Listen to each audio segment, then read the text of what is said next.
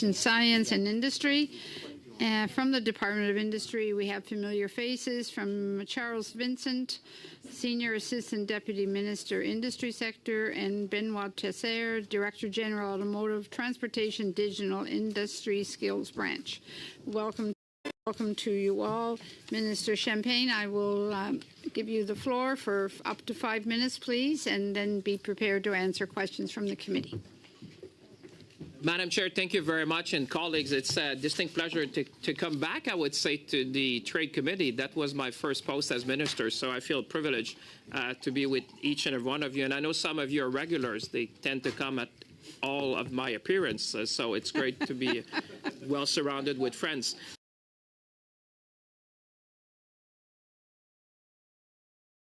Madame la Présidente, ravi d'avoir l'occasion. Madam Chair, I'm really happy to have the opportunity to speak to this committee, to speak to something that's really important to us and really important to our economy. To speak about a uniquely Canadian success story, our auto sector. Canada's automotive industry supports nearly 550,000 direct and indirect jobs in our country. Just last year, it contributed something close to $18 billion to Canada's GDP, and it's one of the country's largest export industry. For all these reasons and more, our government is firstly committed to support Canada's auto sector and the ongoing transition towards electrification. En effet, le Canada dispose d'une formidable opportunité de saisir. Indeed, Canada has an extraordinary opportunity in this electric vehicle sector, not only to create good jobs for the decades to come, but rather to stimulate innovation and also fight climate change. This transition is ongoing, and we need to act now to make investments for generations to come. We cannot afford to still debate the existence of climate change when the rest of the world is evolving quickly towards electrification. To lead in the global EV transition, and we should be proud as Canadian. We have a very strong automotive manufacturing ecosystem. Last week I was just in Brampton with Mr. Sidhu, looking at the auto part manufacturer. We have world-class talent. We have world-class environmental standards. We have abundant sources of renewable energy. We have all the critical minerals to build the cars and the battery, and we have unprecedented access to markets. That's why we have been able to build an end-to-end EV supply chain right here in Canada, an EV supply chain which Bloomberg, Madam Chair, imagine, has ranked Canada first in the world ahead of China. Canadians have every right to be proud, Madam Chair, and they're probably asking, how did we did that? Well, since 2020, through relentless efforts, we have attracted investment in EVs, in battery manufacturing, as well as in battery material processing, to a number of initiatives. The first one, I would say, is to focus investment attraction, and a number of you have contributed to that. The Strategic Innovation Fund, and also the Clean Technology Manufacturing and EV Supply Chain Investment Tax Credit. Notre gouvernement fait également des investissements en amont. Our government is also making upstream investments, notably through the Canadian Critical Mineral Strategy, to support projects and strengthen our supply chain. These important investments are likely to increase the supply of electric vehicles here in Canada and further encourage the transition towards the automotive sector. What Canada is doing for the automobile sector, Madam Chair, is remarkable. And it's thanks to, and I do want to say that it's thanks to the expertise of workers in the automobile sector. Let's not be naive, Madam Chair. These investments, as well as Canada's automotive industry as a whole, is facing competition from Chinese producers who benefit from non-market policies and practices. These policies and practices include unfair and pervasive subsidies, a lack of rigorous labor environmental standards, and other measures to artificially lower production costs. C'est pour ces raisons que notre gouvernement a mené des consultations. It's for these reasons that our government has been consulting on potential measures to address China's unfair trade practices in the electric vehicle sector. Our analysis and the results of these consultations have only served to reinforce existing concerns about Chinese policies and practices. Indeed, these practices can harm the Canadian automotive industry and our workers, while negatively affecting our transition to electric vehicles. The government recently announced the imposition of a 100% surtax on imports of EVs from China. The surtax will do three things, Madam Chair. It will protect Canada's automotive industry from unfair Chinese trade and practices. It will preserve our deeply integrated North American automotive supply chains, and it will prevent the diversion of electric vehicle imports from China, resulting from action taken by third countries. In addition, our government has announced its intention to examine concerns raised regarding unfair Chinese competition in other critical sectors, including batteries and battery parts, solar products, critical minerals, and semiconductors. Last but least, we have also announced action in response to concerns that were raised regarding unfair Chinese competition in the steel and aluminum sector. Madam Chair, our government will always stand up for Canadian business and our Canadian workers while defending them from the harmful effects of unfair trade policy. In conclusion, ensuring fair and open trade is and has always been a priority for our government. It will remain a key aspect of our commitment to protecting Canadian interests while at the same time maintaining strong relationships with our key trading partner. In conclusion, let's remember that when everyone plays by the same rules, we normally win, Madam Chair, because we have the best and most talented worker in this country. Thank you very much, and I look forward to the question of colleagues. Merci. Minister, on to our speaking order. Mr. Perkins for 6 minutes, please. Thank you, Madam Chair, and thank you, Minister, for appearing. Always nice to see you. I had recently had a meeting with the Volkswagen executives in Germany about their plans in Canada, and I asked them where they were getting the critical minerals, and they said Canada, but that's their intent. But ultimately, currently, they said it's not available. So they said not all our material at the moment will come from Canada. So as we know, more than 80 or 90% of the cathodes and anodes for EV batteries are made in Asia, in China primarily. Can you explain to me if that's the reason why a month after you imposed tariffs, or your government imposed tariffs on Chinese-made EVs, that you've provided a way for companies to actually get around them with the remission order? What that is, for people who are watching, is an order that allows people to actually not pay that duty. Is that for Volkswagen and Stellantis because they cannot produce or get those materials in Canada?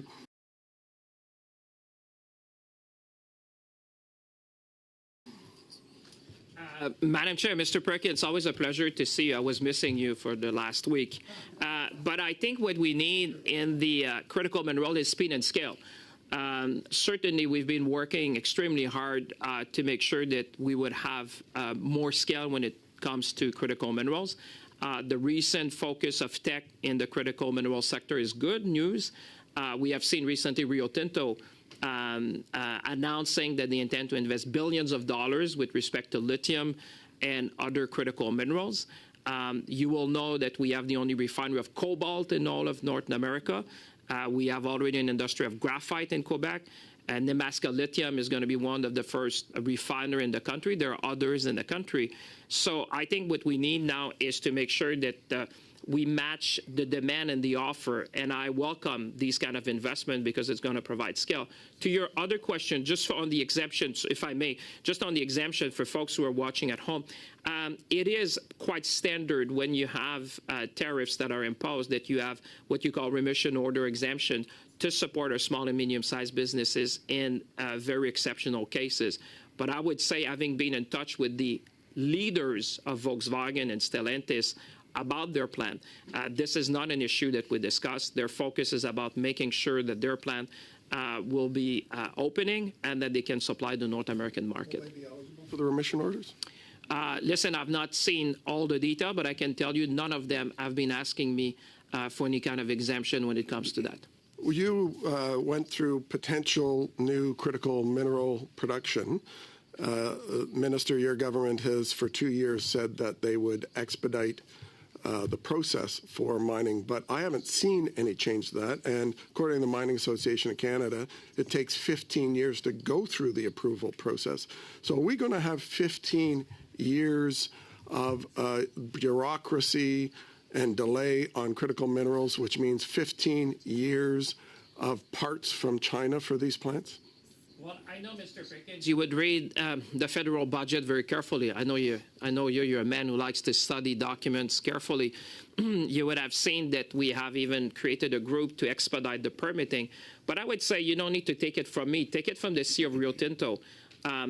Investing billions of dollars to make sure that we would provide scale when it comes to critical minerals is the best message you can send. It's a big vote of confidence. By the way, the investment that Rio Tinto is proposing to make in Canada is the largest in the history of Rio Tinto since they bought Alcan, which Monsieur Martel will know well because he has a plan in his riding, and I used to have one in my riding. So I would say them, and I just met with the Sea of Tech, just so to comfort you, the Sea of Tech have said that, when they did their transaction, the balance they have, the cash balance they have on their balance sheet is just to go to the critical minerals. I appreciate that, Minister, but it appears that the answer is no. There's nothing that's really changed in the process. So go on. Northvolt, $7 billion EV battery plant in Montreal is delayed construction for a strategic review. For those who don't know what that means in the business world, that means we're looking at whether or not to go ahead or whether or not to sell it. That's generally what a strategic review means.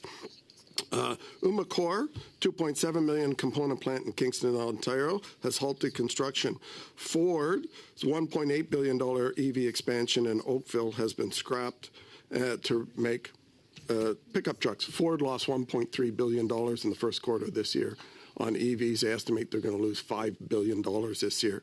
Globally, Stellantis, Ford, Volkswagen, in areas where there isn't massive government subsidy, are scaling back their plants. And they're scaling back their plants because the sale of EVs has dropped dramatically in Europe by over 50%, in Germany. In Canada, we're only at 11%. So are you, and is your government still going to proceed with these plants when it's clear that people in the market aren't buying them, and there's 100,000 EVs in inventory in Germany alone that can't be sold?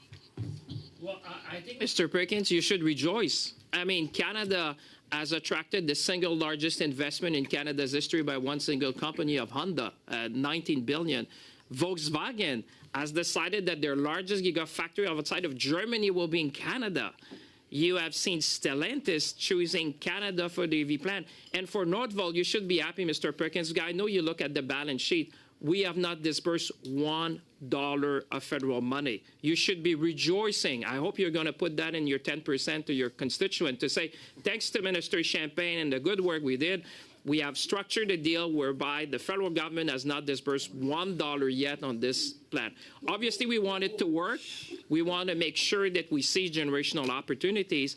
And when you have Bloomberg, which ran Canada first in the world for the battery supply chain ahead of China, I'm sure you're going to put that in your 10% as well to rejoice for Canadians. Thank you very much, Mr. Champagne.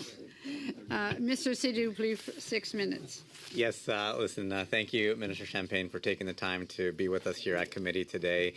Minister, last week you visited Brampton East, and we went to an automotive plant that employs roughly 300 employees directly tied to the automotive manufacturing sector. Maybe for those that are watching, can you highlight the work that our government is doing, that you've been doing, to attract record-breaking automotive investments, and how it'll help the plant in my riding to succeed and maybe even to grow? Yes, well, I appreciate the question, and thank you again, Mr. Sidhu. We had actually a great visit last week, which we visited an auto part manufacturer, because, Madam Chair, for folks who watch at home, it's not just about these big investments, but it's the whole supply chain resiliency that we're bringing.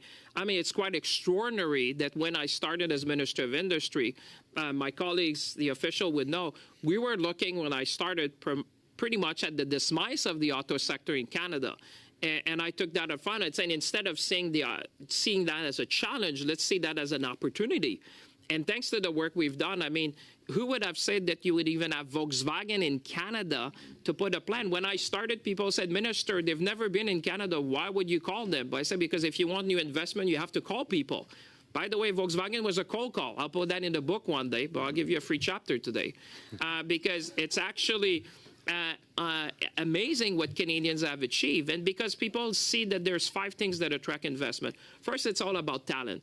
Everyone in the world recognizes that we have the best talent in the world. The second thing, they realize we have very strong ecosystem from aerospace, from automotive, from energy, from biomanufacturing. The third thing is around critical minerals. And proximity is everything to Mr. Perkins and colleagues. Proximity to resources, market, and assembly line. The fourth thing is around renewable energy, because you want to decarbonize as they want to do. And the 5th thing is access to markets. Canada is the only G7 country today which has a free trade agreement with all other G7 nations. So when you're talking and you're seeing the world as it is today, what I call the 4D, that's the lens people look. It's decarbonization, digitization, demography, and disruption. In a world like that, Canada stands out as a place where you find stability, predictability, and the rule of law.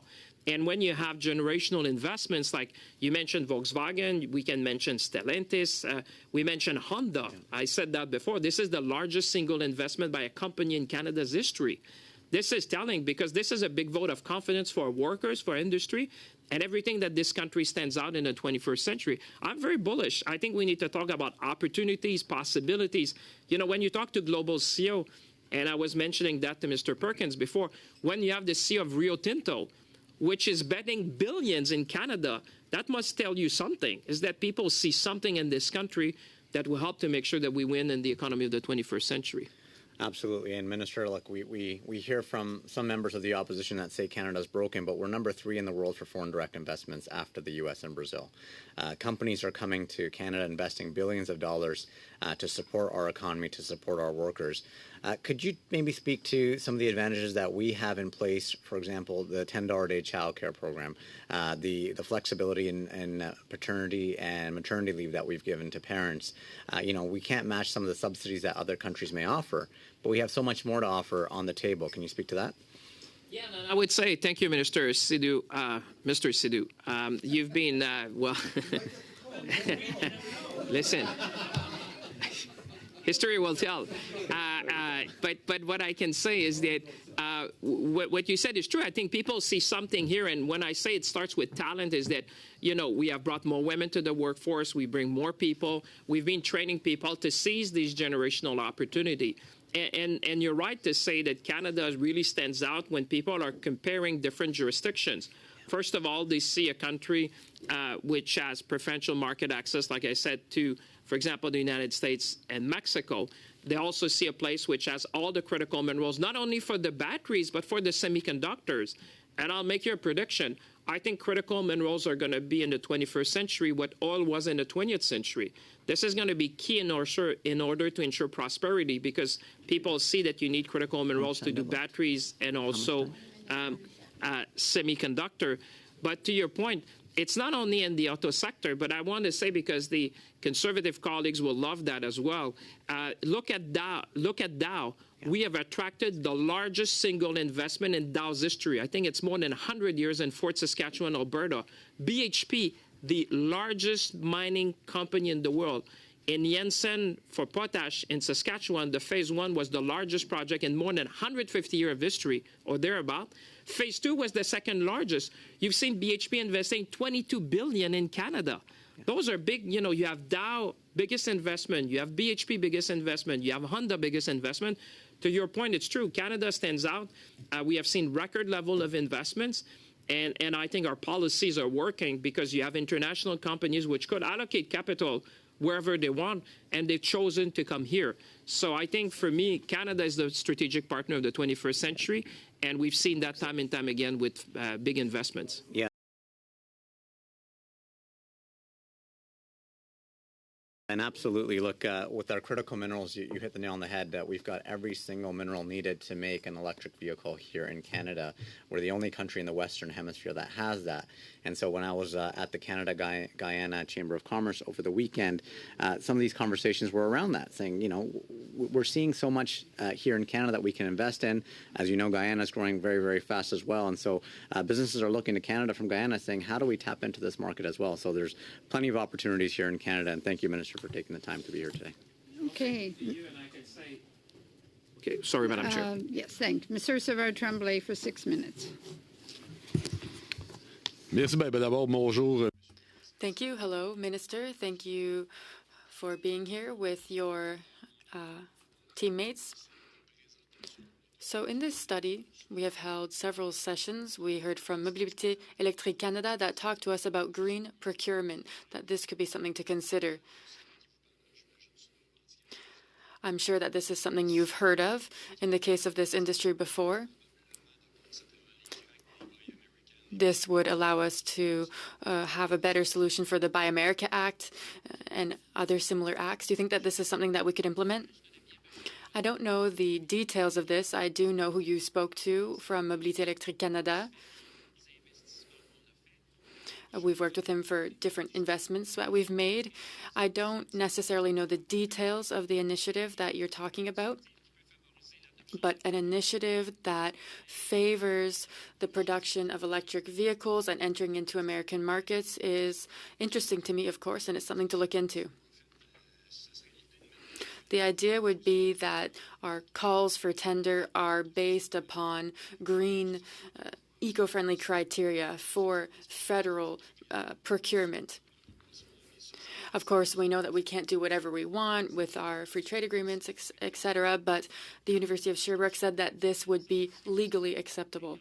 I do find it interesting. When we talk about net zero and decarbonizing, of course, there can be some adjustments, and our Conservative colleagues were talking about this, but when we change something after 100 years, when we move to electric vehicles from gas-powered vehicles, of course, we are facing, consumer habits and manufacturer habits, but of course, our goal is clear, and it's here to stay. We see it happening in Europe as well, for example.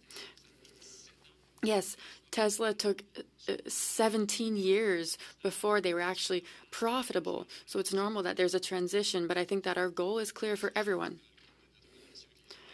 And then in terms of our relationship with the Americans, it's sometimes complex. The goal is that we have a sort of North American ecosystem for EVs and batteries. We want to step away from our dependency on China, which has become a sort of battery monopoly. Despite initiatives that have been implemented, they do seem to have almost a monopoly. Now, in terms of the Americans, we know that sometimes they can simply add one word that change things. In the Inflation Reduction Act, there are these tax credits, for example. And there are things that can apply to all of North America, but sometimes it only applies to the U.S. So where are we at in terms of dialogue with the United States, and what will be the government's priorities in terms of electrification? So in terms of Buy North American, back in the past, I often mention this because in terms of integrated supply chains, it's expected that we have this mentality. When we've been working with the United States, we focus firstly on security and then supply chain resiliency. Especially after COVID, we saw that these global supply chains were becoming more regional.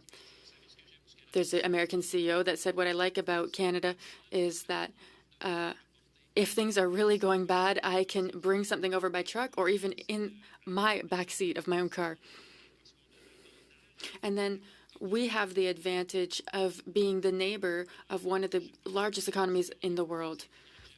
And I think that we're more integrated than ever. Look at a certain corridor that we have. When we began discussions, we were really inspired by what was done in Windsor and Detroit. And now we're looking at Albany, and now we're looking at a semiconductor corridor.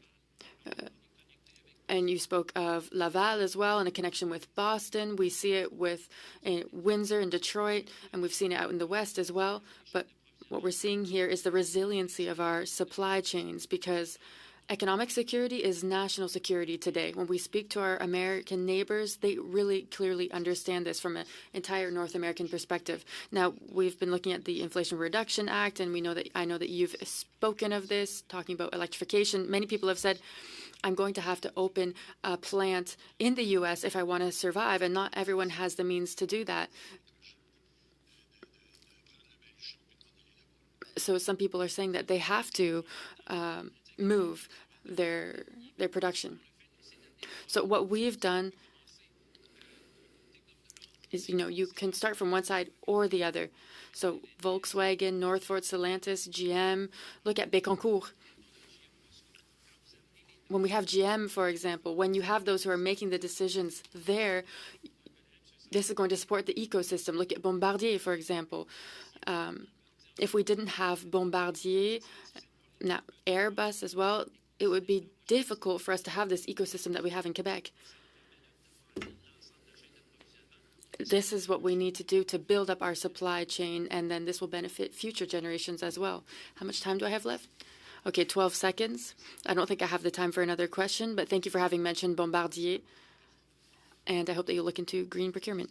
Chalet for 6 minutes, please. Thank you very much, Madam Chair, and thank you very much, Minister, for being present with us today. My questions will largely focus on critical mineral supply chain resilience here in Canada, but also trying to build those inroads.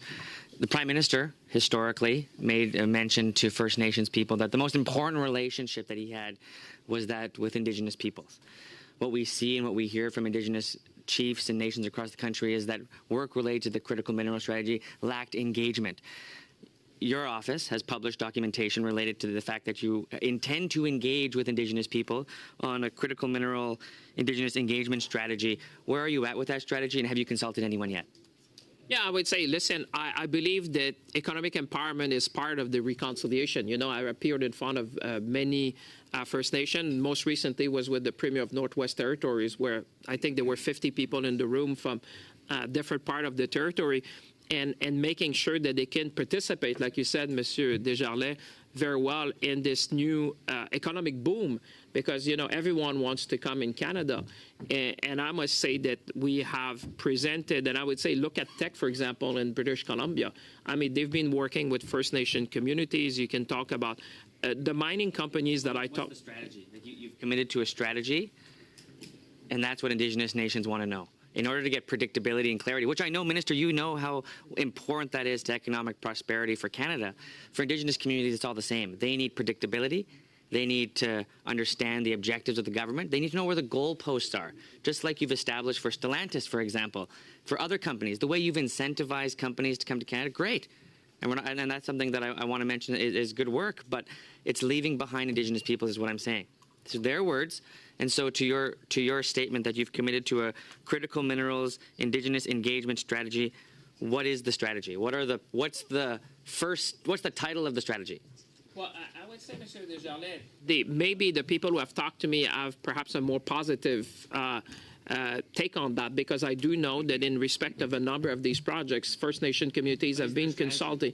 Yeah, well, the strategy is to work alongside Indigenous community at every step of the way. But is it written down anywhere? Is it on your office desk? Well, listen, it's even more than that. But you've said your office has committed to the Indigenous mineral or the critical mineral Indigenous engagement strategy, which is a good thing. But where is it? Well, but I'm saying it's even in action. And what's in action? Well, I would say look at the engagement that we have, for example, now with Nordvolt and the First Nation communities. Look at what's going on with Volkswagen and St. Thomas. But these partnership agreements, Minister, with all due respect, are good. I'm speaking about the framework that you and your officials take in dealing with Indigenous peoples when it comes to critical the strategy that you're talking about, right? So let's say I'm an Indigenous community from Northern Alberta, and I'm interested in a project, or I'm not interested in a project. You've spoken about what happens to Indigenous communities when they are interested in a project. It's good news stories. But when an Indigenous community isn't in favor of a project, that's when the issue of strategy and your engagement strategy becomes really important. Because as you know, not all that long ago in Wet'suwet'en territory, it was the largest situation where the Liberal government came into conflict with Indigenous nations that almost jeopardized the ability for massive investment to take place in Canada. These are serious issues. And if we can't take seriously the actual work of understanding Indigenous peoples, their rights, their affiliation and connection and benefit to land, then we're never going to get to a point where reconciliation takes place. Wouldn't you agree? Well, I love your passion, and I share it. I would say my experience with Indigenous community, and trust me, those who disagree know my number as well. I get calls. People have my phone number. But they want to know the framework. They want to know. well- They want to know what the principles are. Even if you had the one page, I'd be happy to review it. Yeah, I appreciate that. But I would say that we have put in our process, just so for folks who are watching at home, because I know there are many, for folks watching at home, it is part of our process to consult with Indigenous nations when we have signed these partnership agreements. And I would say in most cases... I understand the partnership agreements, but I think it's really important for these Indigenous nations that I'm working with who are in relationships, they need to know what your strategy is. You've committed publicly, which I'm looking at your document right here, about your commitment to a critical mineral Indigenous engagement strategy that will help guide this work. Where is the strategy?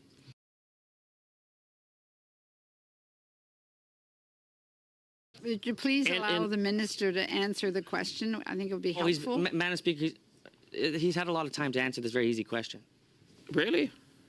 I think if we look how long you spoke and how long I spoke, you win. But that's okay. Well, you still have more time now. Well, no, I'm happy, and life is a long journey. I'm happy to engage with you after committee Indigenous as well. people have waited a long time for this. No, but I mean, like I said, I hope folks don't get the wrong impression. We are engaging with First Nation, and I say, Mr. Desjardins, the ones I talk to, they're very happy. Things are happening on the ground, and I'm saying those who are not satisfied, we have taken that very seriously. We have engaged, and the process is working. I have a question to the member. Given the minister several questions, but cut him off each time, I believe Because he was I trying believe, to answer. and I need your assistance, Chair, as an impartial chair, Yes, sir. to my very important question that Canadians and Indigenous people deserve answered. Is there an Indigenous engagement strategy? And I believe the minister has answered that question. What did Maybe he not as say? I didn't get the directly as answer. you chose to present it, but Process, Madam Chair. That's why I wish I can speak, but I appreciate the member is passionate as much as I am, and it's okay. But it's embedded in our process. It's beyond a strategy. It's part of the process, like mechanic. It's part of the process. We consult systematically every time, and it's working. I speak to I speak to the Assembly of First Nation. I speak to the Inuit communities where they are. I've been speaking with the Métis Nation. I do speak to a lot of people, Mr. Desjardins. Trust me. And, So and the they answer know is there's me. no strategy. I No, understand. but it's Very part of the much. process. Thank The you, Madam Chair. strategy is embedded in the Thank process. you, Minister. And I love your passion. Mr. Martel, please, for 5 minutes. Merci, Madame la Présidente. Thank you, Madam Chair. Minister, you have a mandate with a goal that by 2035, all vehicles sold in Canada be electric. Is this really realistic without destroying the Canadian auto sector, given that there is already difficulties with worldwide competition? Mr. Martel, it's a pleasure to answer this question because I know that we both have the same passion for a shared region. I would say that this is desirable. You know, I'm looking at the world in 4D, as I call it, decarbonization, digitization, disruption. And there's this question of decarbonization. Mr. Martel, look at Rio Tinto. And look what we're doing in Saguenay. These products are now used in BMW. Audi is also going to be using materials from the region. So to you and to people in your region, you know, what I'd like to say is that when we're a leader in decarbonization, we're going to win. Even Rio Tinto talked to us about the fact that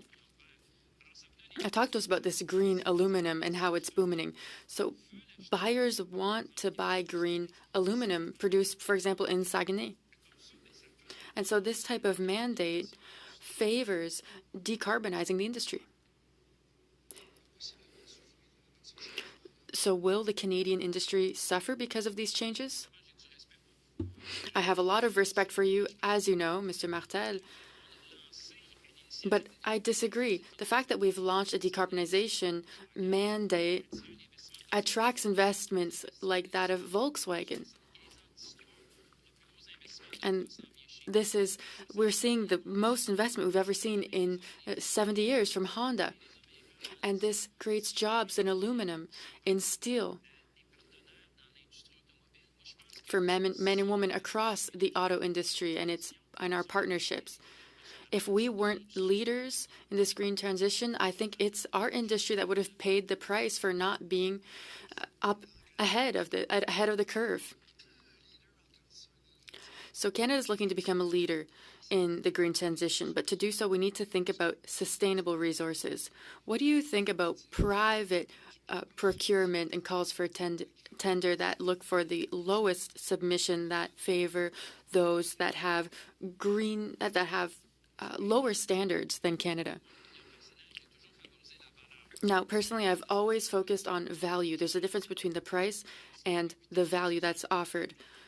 This is not a race to the bottom. The reason that we've implemented this type of tariffs is to protect our steel and aluminum industries, because we have these high standards for labor rights and environmental standards. And I think that Quebecers and Canadians want us to buy these, to sell these products, and to buy products that are manufactured in regions that have these high standards such as our own.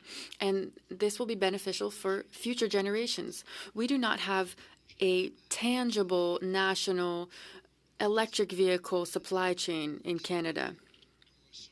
Why do we not have a plan to use our own resources to decrease dependency on China?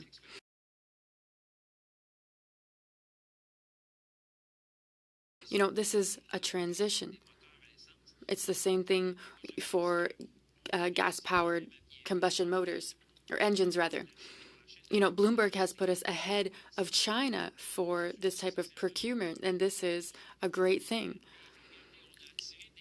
Look, we have attracted those for investments in copper, amongst other fields. Bécancour has become a city that they talk about in Tokyo and in Seoul. So Quebec has really entered into the auto supply chain. Mr. Martel, I know you're proud of Quebec. This is good for Quebec, and now we're a 21st century industry. Look at aerospace as well. It's similar. So this is creating jobs in your region. You know, I'm thinking of a steel in Ontario, for example.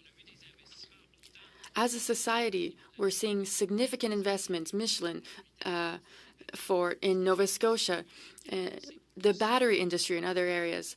We need to be a leader as Canadians in the EV industry. Six. How much? Forget it. Okay, sorry about that. All right, Mr. Badaway for 5 minutes, please. Thank you, Madam Chair. Minister, as you know, Niagara is now an internationally recognized strategic trade corridor.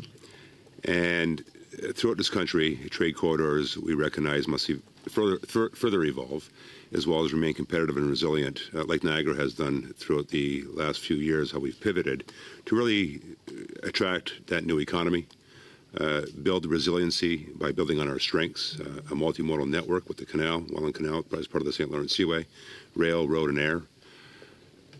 I would like for you to speak a bit on the manufacturing sector and how critical for both domestic and international trade, how it relies on efficient, sustainable, and future-proofed supply chains. With that, specific to innovation and technology, which is where you're at every day, what roles does innovation, particularly digital infrastructure, as well as advanced technologies, and other capacities needed within our supply chains to evolve and be resilient, what do these areas play in modernizing our supply chains, ensuring that they are adaptive to future challenges?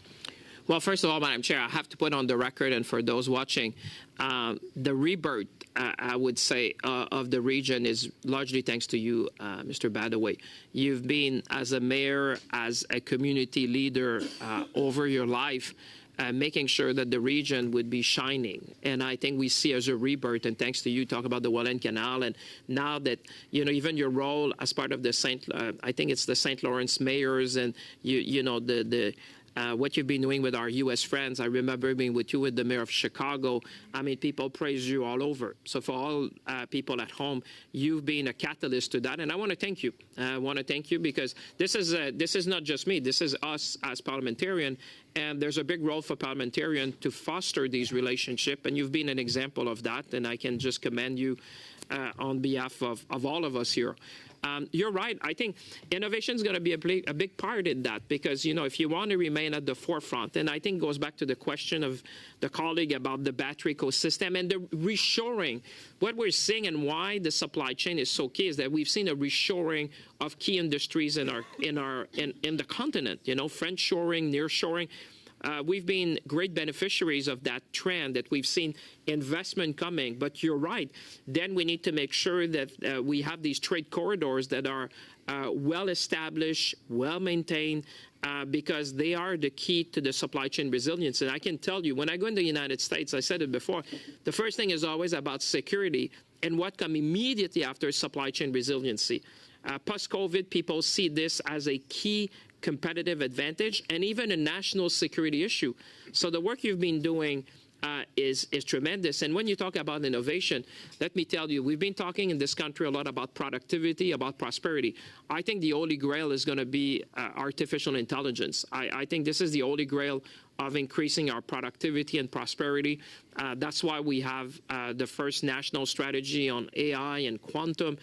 And I think what we need to work together, and that might be something for the committee, I said that at the Indu committee as well, the industry committee, Madam Chair, is how do we foster adoption from small and medium-sized businesses? Because I think there's untapped potential there that we need to make sure that small and medium-sized business will seize, because when they see the power of, for example, using the data, putting AI in their system, robotics, automation, you know, I see with all the big investment we've seen, there is a lot of opportunity for small and medium-sized businesses.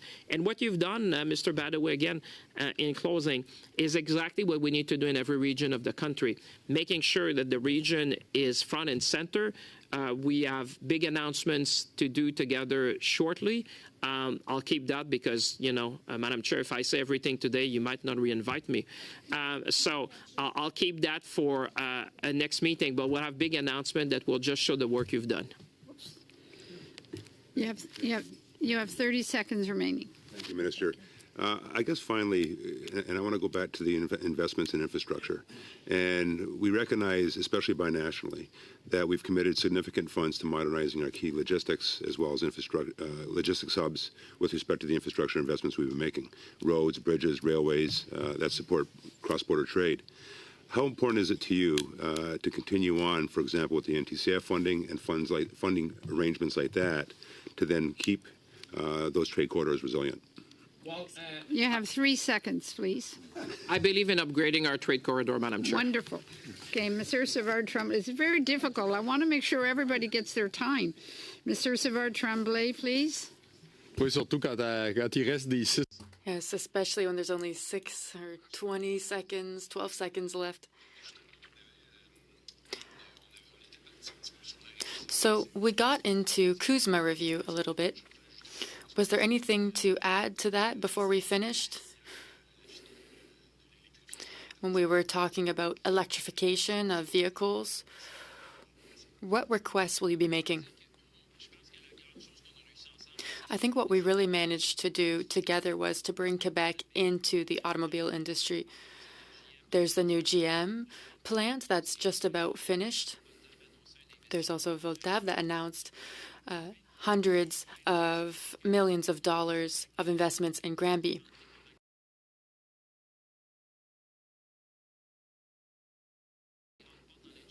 So Quebec has really stepped into the auto industry, and I think that it's very interesting that we have attracted investment in Canada, but in multiple provinces, Ontario, BC, Nova Scotia, because this is a large supply chain. And then there's also Alberta as well for critical minerals throughout the entire country. But Quebec has its place in the auto industry, and I think it's great news. Let's come back to Chinese EV tariffs that have been announced. Has it already come into effect? I know the announcement hasn't made, but has it come into effect? You know, we can ask ourselves some questions about the fact that it was already implemented by the Americans. That might have been harmful to us in terms of momentum. We did receive pressure from the American ambassador. It hadn't been announced by them yet. It could have been problematic for Canada, but there could have been a sort of North American tariff bloc. We spoke with Richard Ouellet, who is a professor at Université de Laval for international economic law. His fear was China retaliating against critical minerals and restricting critical minerals that are essential for producing, for example, cell phones. What do you think about that? I think he described it well. We need to stand strong for our industry and for our workers. Measures have been taken by the U.S., Canada, and Mexico, and we're throwing a strong front as North Americans, and it was in Canada's interest to implement tariffs to protect our economy. I would say that we're following this very closely, as you said, but at the end of the day, the fact that, you know, with graphite mines, for example, the fact that we're going to be, or rather not mines, but refineries, all that we're doing here is going to strengthen our industry and our supply chain, and we need the volume and the speed, and I think that that's going to support the auto industry here. Please go ahead for 2.5 minutes. Thank you very much, Madam Chair, and thank you very much again, Minister, for being present of these very important questions. And just to reframe again how important this is, the project you've undertaken, and it's which is an incredible ambition that Canada is attempting to increase its supply chain resilience across the globe, but particularly domestically in the production of critical minerals. We have to do everything possible to prevent the mistakes of the past. Indigenous people are still reeling, including this government, billions of dollars in payout settlements for breaches of trust. Basic breaches of trust to the very important constitutional right of Indigenous people, which is to free, prior, and informed consent. Now, my question, quite frankly, Minister, is if I'm an Indigenous community, which there's 600 of them across the country that are within 100 kilometers of sites that have critical minerals. Indigenous people's land is very wealthy. Our country is very wealthy. But if we continue to ignore Indigenous people, that can put into serious jeopardy the likelihood or success of these projects. Could you walk me through what the consultation process is for an Indigenous community when having to deal with your government in relation to a project that they may say no to? I would say, and thank you for asking. You're quite right. I mean, I agree. There is enormous wealth in a number of Indigenous nation territory, and I would say the proponents I speak to, I would say they all recognize that the way to do projects today is to work with First Nations and Indigenous community across the nation. They all understand that, and those are some of the best projects. Those who take the commitment seriously and engage and have sharing benefits arrangement in place, they succeed. And I would say the work that we've done, and your work as well, has really created this awareness. People who come here, they understand they need to do that. I have many examples where I talk to CEOs and they understand that. And you know what? They welcome that. Not only they understand it, but they welcome it because you know what? That's where the workforce is as well. You know, the days where you need to fly in, fly out people, if people can engage the community, create opportunity, possibilities for the young people there, that's what they want. We've changed the paradigm. From my perspective, I would say, Mr. Desjardins, and people welcome that because they realize that this is the way to do in this new way of doing. It's a better way of doing, and people want to engage with First Nation community. That's the feedback I get. But obviously, if there's areas where you feel there is a lack of engagement, as it should, bring it to my attention, and we'll certainly make sure that we engage with you to find solutions. Definitely. Thank you very much. I'm trying to complete this round with Mr. Williams for 3 minutes and then Mr. Badaway for 3 minutes. Thank you, Madam Chair. Minister, thank you, sir. We have a mandate in Canada for EV production to 2035. Is that something you still agree with and you're pushing for? Well, I would put it the other way. If we didn't have a mandate, I'm not sure we would have attracted these generational investments because they see what's happening in Europe. They've seen what's happening in Canada. That's how we've been able to land some of these large investments because they realize that Canada is serious when it comes to transition towards EV vehicle. So I don't know if you saw the article. I know you've met with him before. The BMW CEO, Oliver Zipse, made it clear last week that they need the mandate extended in Europe, that it's not sustainable. They're saying that right now it's unrealistic, and to have that mandate, it could harm the industry. Are you hearing that from the CEOs here in Canada? Listen, there's been different, I've read the article, by the way, and they've been different representation.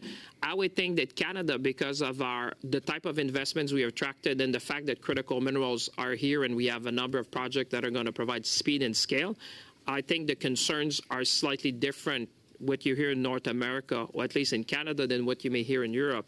Because I would say our supply chain, and I'll finish there, our supply chain is probably more complete when it comes to EV than when you find in other jurisdictions. I mean, the article of Bloomberg was telling in that, say we're ahead of China when it comes to the supply chain for EV vehicle for the next 30 years. You mentioned your 4Ds, one is diversification. Are we not putting a narrow corridor for those companies? I mean, they can look at hybrid, hydrogen, they can allow the free market to allow those vehicles to be sold what consumers want. Isn't it better to remove those mandates and ensure we free up the critical minerals, make sure the supply chains are more resilient, make sure we're working with our allies instead of relying on China, and to ensure that we protect those 500,000 jobs in the auto sector?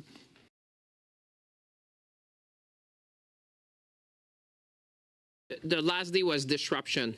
Just to be clear, was digitization. The one was decarbonization, digitization, demography. I know I'm only picking one, but in diversification. No, that's okay. You can add one. I think, to your point, I think that we see the transition. Like I said, when you've been doing the same thing for 100 years and you change the technology in the way that we're doing, you have short-term adjustment. I keep saying Tesla took 17 years to be profitable. But I think there's no doubt that people would say that electrification is there.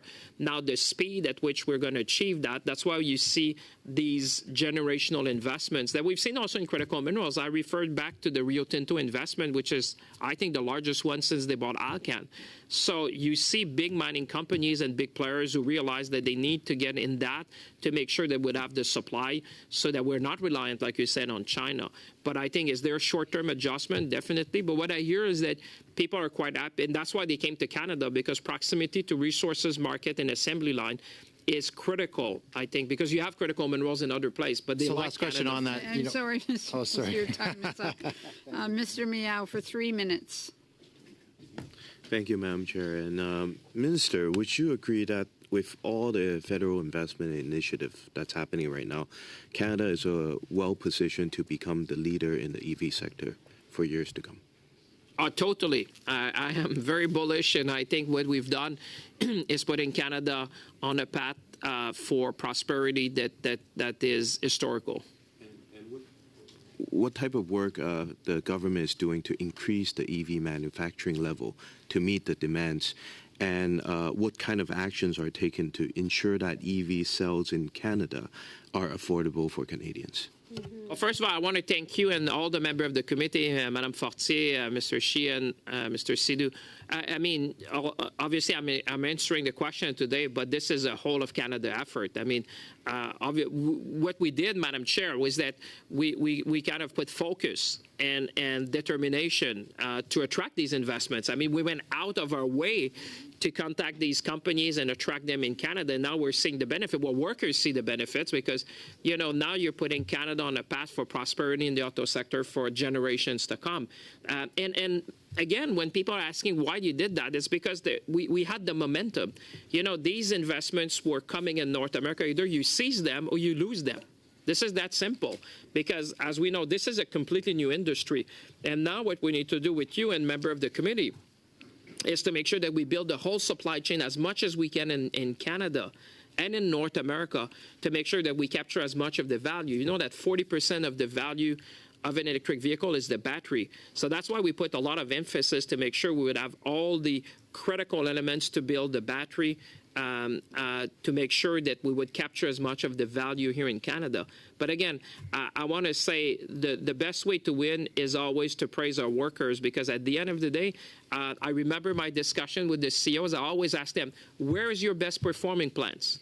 And, you know, as a good lawyer, Madam Chair, I always have the answer. So I know that they'll say, well, Canada. Well, I say that's a good start, you know, because if your best performing plan is Canada, let's build upon that. And that's where then you talk about renewable energy, critical mineral, access to market, ecosystem, stability. That's what we've achieved. And I think that's why I just hope Canadians at home are so rejoice. You know, we have achieved something great for our country. I mean, when is the last time that we build an industry that will bring prosperity across the nation for generations to come? We should be celebrating these workers who have made us succeed and compete in the 21st century. You have 19 seconds remaining, sir. I'll have to thank you, Minister Champagne, for all the work you're doing for Canadians. And that's all. Thank you. Okay, thank you, Minister, very much, and your officials for being here. I think we